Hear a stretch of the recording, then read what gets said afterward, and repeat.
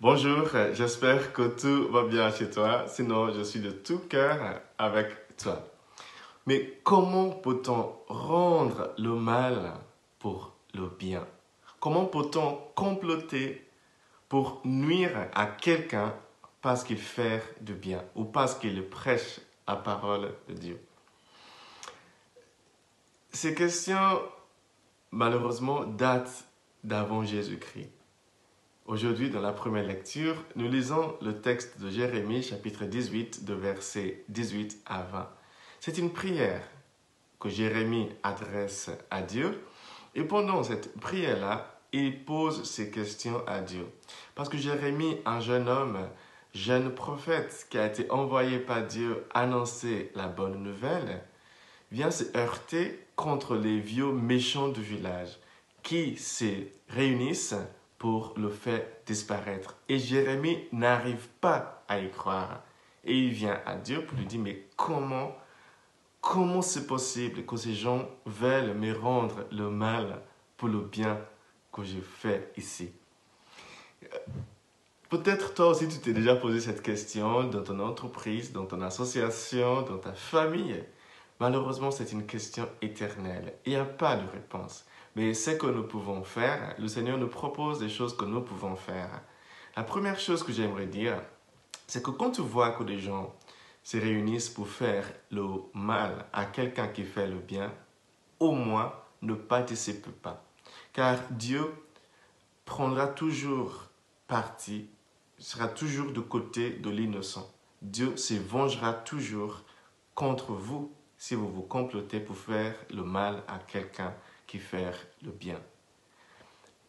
Ça, c'est la première chose, en tout cas, que je peux dire. C'est que au moins, je ne vais pas y participer. Je vais tout faire. Si j'entends des gens dans l'entreprise, dans l'association, à la fac ou ailleurs, qui commencent à critiquer quelqu'un, déjà, peut-être en général, je ne connais pas l'histoire, mais aussi, en général, même si je connais l'histoire, pour tout ce que je sais, il est quelqu'un de bien ou elle est quelqu'un de bien.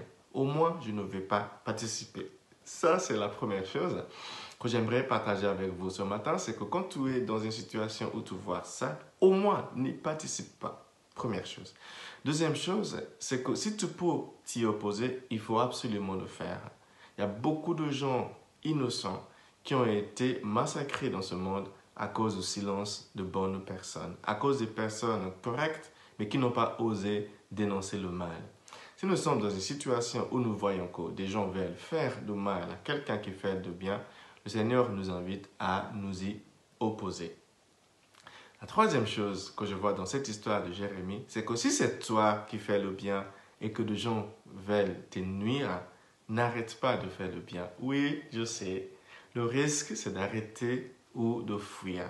De dire, bon, si à chaque fois que je dis la vérité, tout le monde me critique, si à chaque fois que je vais faire du bien, tout le monde vaut ma tête, ben écoute, je ne fais plus, hein, j'arrête ou je fuis. Non. Comme Jérémie, viens devant le Seigneur avec ta situation. Sache que tu n'es pas seul dans cette entreprise-là, dans ce village-là, dans cette association-là, dans cette école-là. Tu n'es pas seul. Le Seigneur est avec toi.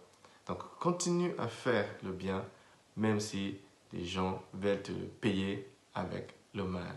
C'est une réalité triste de notre monde, mais quoi qu'il en soit, on ne peut pas arrêter de faire le bien.